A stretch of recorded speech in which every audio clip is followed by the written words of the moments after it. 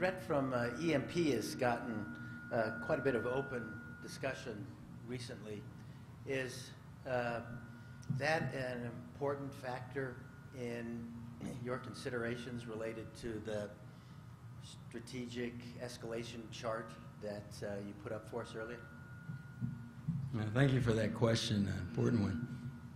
Sometimes that's one that is not talked about even in our professional military education in terms of how might a nuclear weapon be utilized and the associated effects from it.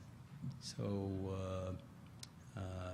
it is one of those areas that I look at, quite frankly, across all the effects of a nuclear weapon, working very closely with the Defense Threat Reduction Agency and those geniuses there, as well as some of our national labs, in looking hard at the effects of nuclear weapons and also looking at how some of our adversaries continue to study electromagnetic pulse type capability, both from a nuclear and non-nuclear standpoint.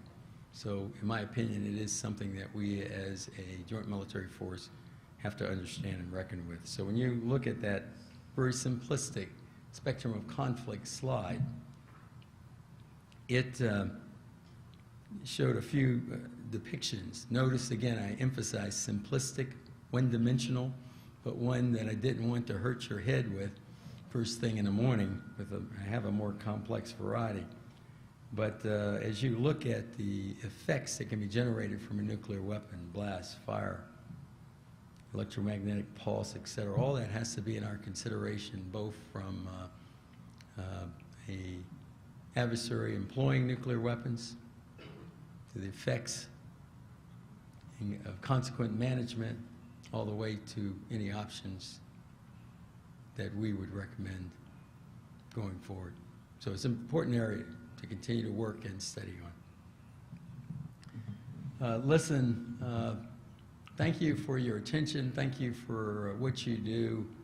So many of you, see a lot of familiar faces out there.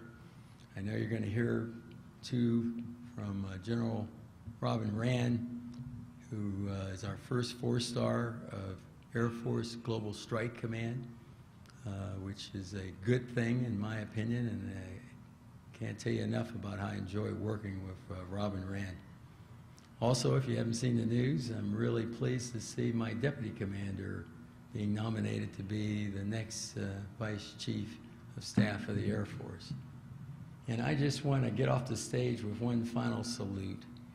And when I, having traveled around and seen and worked with just the number of remarkable sailors, soldiers, airmen, and Marines and civilians that work day in and day out on ensuring our country has the deterrence capability at the readiness that I require, I can't say enough about those individuals.